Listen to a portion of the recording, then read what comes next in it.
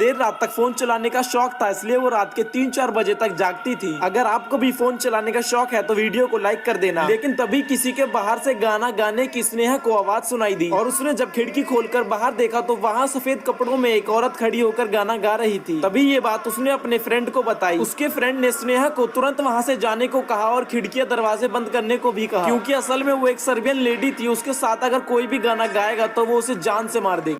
स्नेहा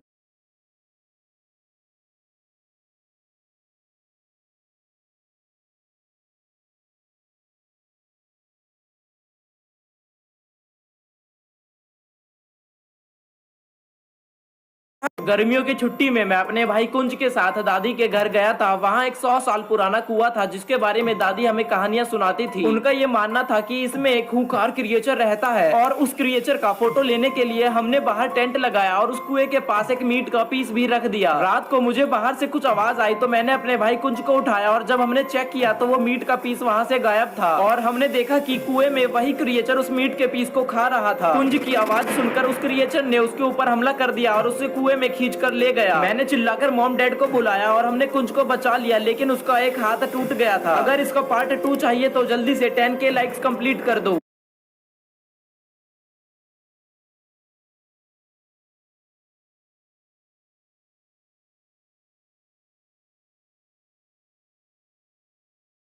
ये घटना तब की है जब मैंने जिम ज्वाइन किया था। ये काफी छोटा जिम था, मुश्किल से यहाँ 1-2 लोग आते थे और ट्रेनर भी काफी खड़ूस था। लेकिन इस जिम की अच्छी बात ये थी कि यहाँ के बॉक्सिंग बैग्स काफी सॉफ्ट और प्रीमियम थे। एक दिन मेरे जिम के बाहर पुलिस तहकीकात कर रही थी क्योंकि हमारे गाँव से काफी लोग किडनैप हो रहे थे, लेकिन उन्हें वहाँ कोई नहीं मिला। फिर अचानक कुछ दिनों बाद पुलिस मेरे ट्रेनर को अरेस्ट कर ले गई और हमें पता चला कि हमारे बॉक्सिंग बैग्स में उन लोगों की लाश को छुपा रखा था। और जिन्हें भी अपने नाम की हॉरर स्टोरी बनवानी है वो कमेंट्स में नाम लिख दे। ये घटना तब की है जब मैंने जिम ज्वाइन किया था। ये काफी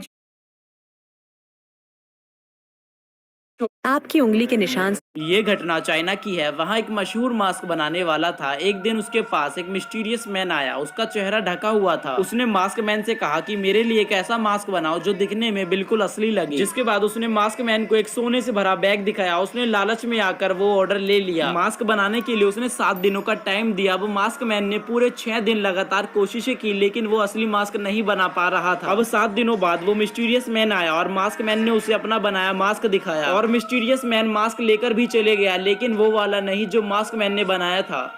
ये घटना चाइना की है। वहाँ एक मशहूर मास्क बनाने वाला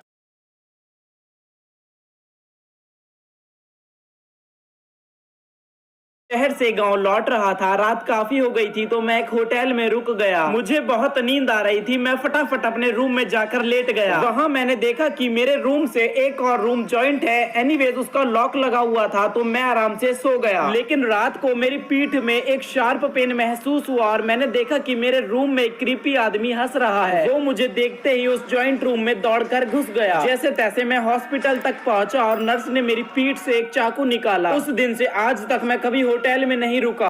एक दिन मैं नैन्सी एक नए घर में शिफ्ट हुई थी। एक दिन जब वो अपने गार्डन में पानी दे रही थी तो उसे वहाँ एक कारपेंटर दिखा। गौर से देखने पर पता चला कि उसकी तो गर्दन टूटी हुई है। वो ये देखकर काफी डर गई। अगली रात जब वो सो रही थी तो उसकी छत से काफी भयंकर आवाजें आ रही थी, जिससे वो पूरी रात सो नहीं पाई। अगली सुबह उसने जब इस घर की हिस्ट्री चेक की तो वो शॉक हो गई, क्योंकि लगभग 10 साल पहले इस घर में एक कारपेंटर का छत से पैर फिसल गया, जिससे उसकी गर्दन टूट गई। घर का मालिक छुट्टियां बिताने बीच पर गया था और वो कारपेंटर वहीं तड़प तड़प कर मर गया। उस दिन से आज तक कारपेंटर की आत्मा उसी घर में भटकती है।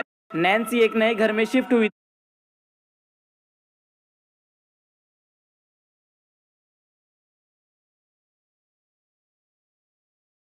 क्या आपके आस ये घटना मेरे बचपन की है। एक दिन मैं अपने डॉगी टफी को वॉक पर ले गया। जिनके पास पालतू कुत्ता है वो लाइक करे और जिनके पास नहीं है वो सब्सक्राइब कर दे। रास्ते में टफी एक आदमी को देखकर बड़ी तेजी से भौंकने लगा और मैंने भी देखा उस आदमी ने अपनी गर्दन को 360 में घुमाया और हमारी तरफ देखने लगा। वो दिखने में बहुत डरावना और खूंखार था। उसे देखकर मेरा शरीर सुन्न पड़ गया। मैंने ना इधर देखा ना उधर। मैं सीधा अपने घर की तरफ भागने लगा और कभी पीछे मुड़कर नहीं देखा।